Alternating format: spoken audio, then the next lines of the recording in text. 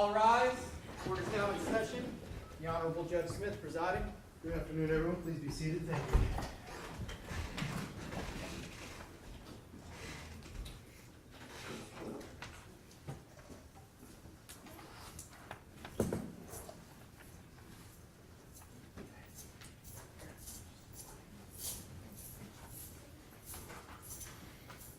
All right, let's go on the record in case 21 CF 825 State of Florida versus Aiden Fucci. We don't have to bring on the State of Florida. State Attorney Jennifer Dunn. Mark Johnson. And on behalf of the defense. Rosemary Peoples from the Public Defender's Office. All right, and we are here for a status conference and a hearing date. We are set for our sentencing hearing. We received one motion in limine from the State Attorney's Office, and told that we were going to address that this afternoon. Any other motions that we were going to address today? Your Honor, we were able to get in touch with Dr. Pritchard, but we weren't able to depose him or set a deposition until next week. Because the intention was that any motions that we had related to Dr. Pritchard we addressed today, Okay. but we haven't been able to depose him yet. All right, so what are you proposing to do? I may not have a motion for him. I may. I believe it's Thursday. We may come in on Friday. Oh, he's that's out. Possible. We could pick it up, we could address it that Monday. I think That's so. what we do. Think it'll be fine. All right, have we addressed the witness list as far as number of witnesses and how many days we still think, two, I believe you indicated 1.5 for you. It's the same, but again, depending on the state's motion, Okay. maybe less, it may be more. Okay. All right, the plan will be to start the sentencing hearing Tuesday morning at 9 a.m., proceed Tuesday, Wednesday. I've got to try to keep that Monday open. I still have 40 cases that are set for trial, a 2-week trial period. I'm told that one of them is going to be a full week, and that's going to have to be the second week. So I just got to keep that Monday open. Yes, sir. So we will start Tuesday morning, go all day Tuesday, Wednesday, if we need to, extend into Thursday. And then we will recess and then come back Friday for imposition of the sentence. Is the plan. Okay. Okay? Yes, sir.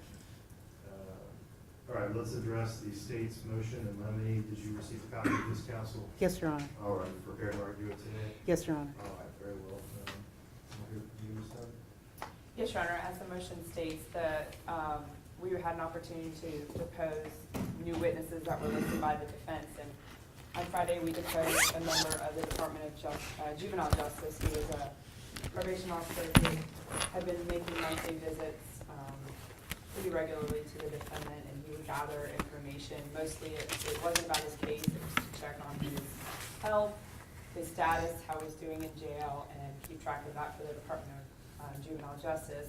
When he did that, he would ask routine questions to the defendant, and the defendant would give him answers. Some of those questions surround mental health concerns and questions, and through the records and in his deposition, he indicated information that he had learned about the defendant in those areas, to include potential symptoms that Mr. Fucci was complaining of, medications he was on, potential diagnoses he may have been told by another mental health professional. So the state is seeking, because JPO Barton is not a mental health professional of any kind, he's a probation officer, he's not an expert. I'm not aware she's intending on putting up as an expert, so any type of hearsay he would rely on would be in that fact that hearsay. He's not relying on it to make any opinion. He'd be a fact witness to relay information to the court if she were to call him. However, all of his information outside of observations of the defendant would be self-serving hearsay, or a lot of it would be self-serving hearsay. And so, especially in the area of mental health, we're just seeking to limit that, because at this time, the defendant has not listed a mental health expert, and the state has an expert, but has one that at this time would not be able to explore those issues that were self-reported, analyze them, and the information JPO Barton got was very limited. It was just simply asking him questions and he's getting a yes or no answer. He didn't, if Mr. Fucci answered in an affirmative as to something, he didn't explore that and even get facts or details that an expert could look at on paper and try to determine if any of it is true and what it may mean or not. So because, I mean, it's hearsay evidence, it's self-serving hearsay through this fact witness, it shouldn't be admissible in a sentencing such as this. So that's the basics of our motion. All right. Here's some response. Yes, Your Honor. So the state is correct. Mr. Barton is an employee of the Department of Juvenile Justice. He is not an expert. We are not presenting him as an expert. We had no intention of presenting him as an expert. What he is doing is pursuant to Florida statute. Department of DJJ had shared the specific administrative order that instructs the DJJ officer to visit with the defendant on a monthly basis. So these questions that he's asking of the defendant isn't part of his employment. Nothing in his questioning Sorry, did you say is or is not? is a part of his employment. I'm sorry. Is part of his employment. Okay. Thank you. So there's nothing that his interviews or his work, and that is directly to Barton, that is psychological evaluation in nature. Again, he's not an expert. He's just following protocol for DJJ and interviewing the defendant and receiving the information. He doesn't write a report in terms of a psychological report, because he cannot. He doesn't direct any prescriptions or anything of that nature. He's just doing his job. So that's what we're calling him for, to testify about the work that he's doing per the order and the statute. It's akin or similar to every defendant that's arrested. When they come into any county jail, they're asked similar questions. Are you suicidal? Are you homicidal? How are you feeling? Do you have any history of mental illness? Those questions are answered. It's not self-serving hearsay, it's the officer fulfilling his duty to evaluate the individual when they come in. Again, any officer asking that question doesn't in turn prescribe anything or make any formal psychological report, or then push the individual off for a Baker Act or report it to any mental health professional. So Barton's testimony is just part of his job. He's just discussing what information he receives during his job. His testimony, again, would be akin to what we see in Baker Acts and or the competency hearing, when we have countless family members, officers testify to their observations and information they've received. There's no other way to know someone's hearing voices unless they disclose their hearing voices. So we have experts and civilians and officers come in routinely and make that testimony. That's what Barton's doing. But the greater issue here is that the state is then trying to, and I'll backtrack this a bit. When this change of plea occurred, we made it very clear that the defense is not calling any mental health experts. We haven't listed any, we're not calling any. The state in turn decided that they wanted to list and call Dr. Pritchard, with the understanding that Dr. Pritchard wouldn't have an opportunity to evaluate the defendant. J.P.O. Barton is not a mental health expert. Having the JPO interview this individual does not open the doors to the defense's argument to their doctor now evaluating the defendant. If we list a mental health expert that has evaluated the defendant, then yes, the door is open, Dr. Pritchard can evaluate him. If this follows through, then anyone who observed anything would be able to testify. It's basically what they're asking for. They want no observations or any work product of these officers or any other civilians. If we listed a doctor who evaluated the client, then yes, I would agree the door's open and Dr. Pritchard would have an opportunity to evaluate him. But a JPO officer, who we're all in agreement has no mental health qualifications, is not an expert and is not being presented as an expert, defense would argue does not open that door. What purpose would you be calling this witness and asking these types of questions? And what would make his responses or those questions admissible at sentencing? In terms of the catch-all and that everything is mitigation, it focused really in on my main focus with Barton, Your Honor, is part of the reason he's going in each month is not just because of the order, it's also because this individual, my client, was in solitary. So it's just his reporting on his observations, and that's my focus. But yes, my understanding is that, and I haven't deposed Dr. Pritchard yet, is that Pritchard is receiving a lot of records, which would include Barton's, but I don't know if he's received that yet. So if Pritchard's also relying on this, and it doesn't follow that Barton couldn't testify. But my focus was calling him to testify is his observations of the defendant. So I guess that's my next question. If it's observations, you're just saying his observations, not things that your client said to him, just his own personal observations, what he saw.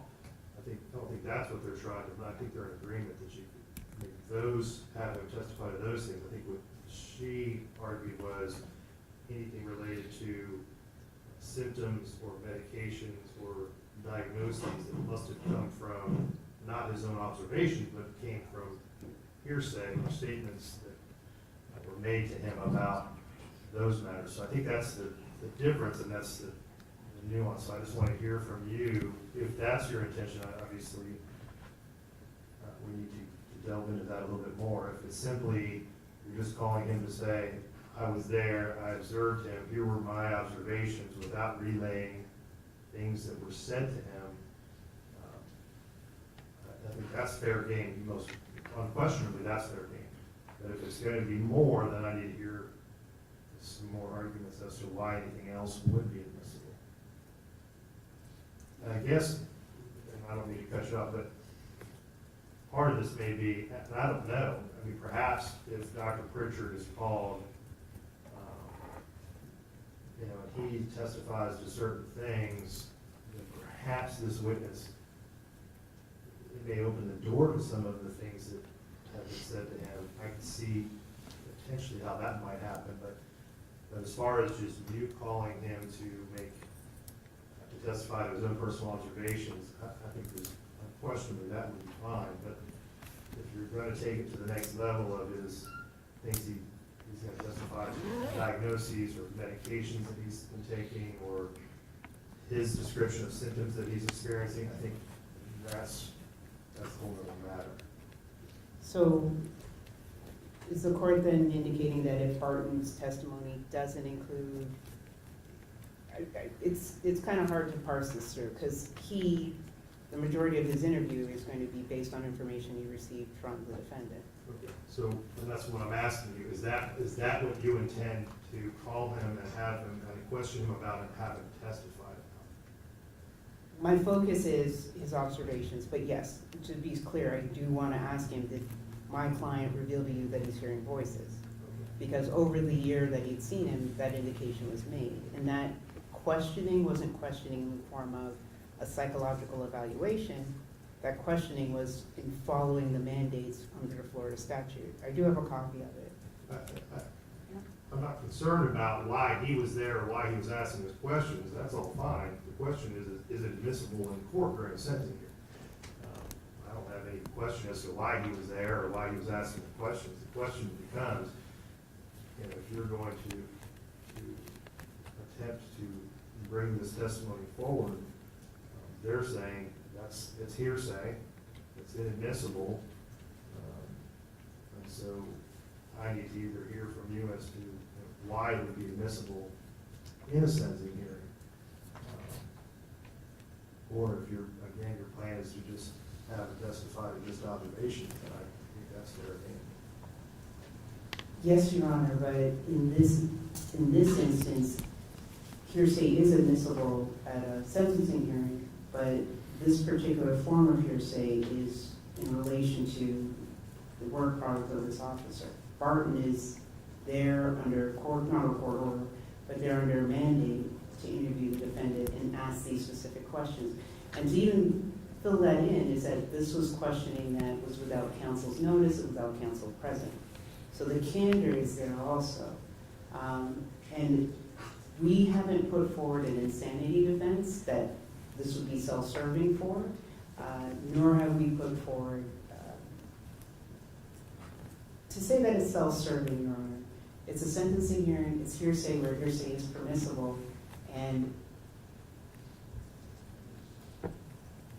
he's testifying to what he learned from the defendant. I know no other way to introduce I'm hearing voices other than another person's reporting that back. Like, that's fairly specific, that hallucination must be revealed by the person experiencing it. So otherwise, you wouldn't be able to document it or have any noting on it. So if he has these notes, how else would we be able to present this to the court other than Barton explaining that? Or my client waiving the Fifth Amendment, Or an which expert. is, That would be a permissible, admissible way to do it. and I don't agree, because the state's position is that only mental health experts can reveal hallucinations. And the court has been here before. Individuals are testifying at competency hearings, family members discussing that individuals reveal that they're seeing things and hearing things. So to now say that the only person permitted to make that testimony before the court is a doctor is inaccurate. The nature of hallucination means that the person testifying did not see it, meaning Barton didn't hear anything, Barton didn't see anything. And that's what happens with all the Baker Act hearings and all the competency hearings. We have individuals who aren't under the delusion testifying that this individual explained the delusion that they experienced. And yes, that's hearsay, but how else would that come forward? And it's not exclusively by way of a mental health expert, Your Honor. Let me hear your response to this. Your Honor, first, it's part of my job description is not a exception to the hearsay rules, as Your Honor knows. So she can't attempt to get around calling an expert by introducing other people to report this, thinking that that doesn't, one, trigger something, and two, it's somehow admissible just because someone was doing their job. I don't think it's true. The same way that she kind of gave the example of the inmate goes into the jail and the booking officer asks the same questions. I'd have the same objection if she was calling the booking officer. You know, it's hearsay, it's self-serving, and it's absolutely self-serving in this sentencing hearing. She wants to get that information out to argue it to the court, potentially about issues he was having, with no expert looking at that information. And yes, hearsay the rules on hearsay can be a little more lax in a sentencing hearing than a trial, but this is different. This is very specific mental health information that is self-serving to this defendant. If there was a exception to it, then it would potentially be admissible. And I didn't put this in my motion, but it is true that and we do believe that if that type of evidence would be allowed through any witness, through a school witness, through a lay witness, and through this DJJ witness, or an expert, obviously, we believe that we would be asking for an opportunity for an evaluation. We believe the general sentencing rules allow it, and so does Rule 3.781, in addition to Rule .3713, that on motion of the defendant or the prosecutor, at any time, the sentencing court can order the defendant to submit to a mental or physical examination that would be relevant to the sentencing decision. So what she's attempting to do is introduce hearsay that she will later argue and not allow that information that's self-reported from the defendant to be analyzed, scrutinized, and looked at by any sort of expert. Your Honor, that would go to the weight, and I do believe that the state has an expert, Dr. Pritchard, who would evaluate these things and testify to the courts. So there is an evaluation of these things. If that's their issue that is not evaluated, I believe the state has listed Dr. Pritchard and he will be testifying to these things. So the other half of that is then. Well, if that's, okay, so if that's the case, then I would say that certainly would open the door. If your doctor is going to rely, I guess we don't know that until he's been deposed. I don't know if, without having deposed the doctor, that anyone knows at this point that he's going to be relying on those. Yeah, I can't imagine a scenario where he would rely on a self-report that he may have ADHD, bipolar, or anything else, or is hearing voices, and just say that that could be true or untrue. Without evaluating a person in person, I can't imagine he would do that. I'm sorry, so then Dr. Pritchard's not going to have an opinion about my client's anything to do with this time in custody? Because that's part of our presentation. I don't know. No, because you all have not deposed him yet, so I don't know that. His time in custody is not relevant to any of the factors set forth in the statute, so I'm not sure that he is, but what's relevant are the factors, and they all surround the crime, his mental and emotional health at the time of the crime, and what he can glean from that, from things we know. Thank you, Your Honor. So the state's focus with Dr. Pritchard is the actual offense and the time surrounding the offense. It's the defendant. At I'm the not sure time of what the she's offense. trying to pin down. I'm not clear on where we're headed right now. I just want to know whether or not, I guess my ruling at this point is going to be this. As far as the state's motion in limine, as it pertains to Mr. Barton, if he is called as a witness during the sentencing hearing, he will certainly be allowed to testify to his own personal observations and during his interaction with the defendant. I will not permit him to go into any type of medical diagnoses or things of that nature that were self-reported by the defendant to him, including any medications that he's taking, unless that door is opened by some other means, which it very well may be, I don't know. At this point, again, I will revisit this ruling during the sentencing hearing if I find or if anyone believes that there's a change in circumstances. But as we stand here today, I am going to order that his testimony be limited to his own personal observations during his interaction with the defendant. Then, Your Honor, is that across the board in terms of other witnesses testifying about their observations? If it comes, it depends. I can't make a ruling on hypotheticals. I don't know. I don't know who the witness is. I don't know what it is that they'll be testifying about. All I have is this particular motion and running in front of me, which is something that the state has brought to my attention. So I'm ruling on that one. I'm not going to make a blanket ruling on anything else today without knowing more about the person, the individual who's testifying, and for what purpose, and what it is that they would be testifying about. So, I hear the court, Your Honor, but it does impact the witnesses that we call and what we call them to say. So as long as the defense witnesses do not discuss any specific diagnosis, they can continue to discuss any observations they have, for example, of self-harm. Again, I think that anytime someone is called as a witness to testify about their own personal observations, that's absolutely fair game. Beyond that, I'm just not going to speculate about what else a witness may or may not testify to, because I don't know specifically what it is that you're referencing, so I can't rule on that. All I can rule on at this time is this motion. What I've heard today is that this individual would be called to testify certainly about his observations and interactions with the defendant when he interviewed him or when he met with him. That's fair game. But if it is, if it goes beyond that into areas of mental health diagnoses or medications, I'm going to, unless it's been opened or there's someone else who is qualified to testify to those things and explain them, then I'm not going to permit it. I understand, Your Honor. The issue that I'm having is I don't want to open any doors unintentionally. If the court will allow us to make a proffer at certain points where the court or the state suspects that we're about to open a door, I understand your ruling. It's just that there's still this large area that's. So if we'd be permitted to make proffers at particular times with certain witnesses, I think that would adjust the issue. Yeah. Thank you. Work through that. I guess that's what we'll do. Okay. Anything else we need to address today? So I'm sorry, when is the deposition again? Wednesday? 15th, I think.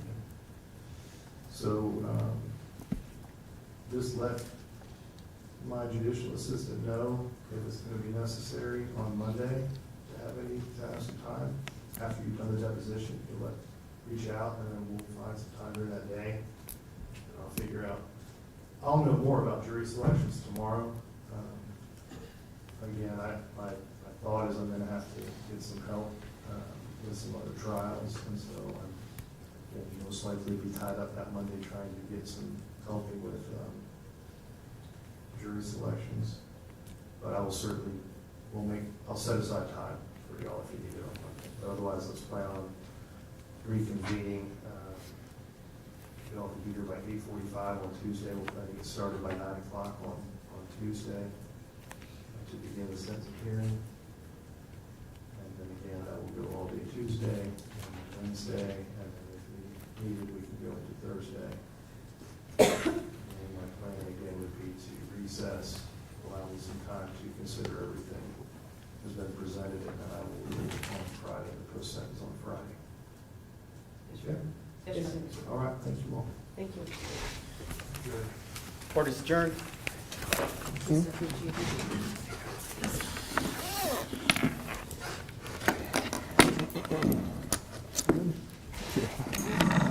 Good.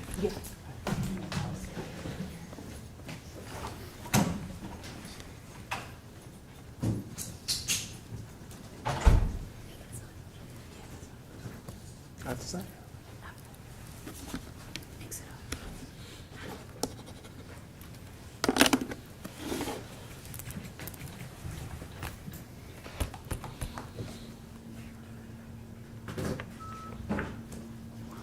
No.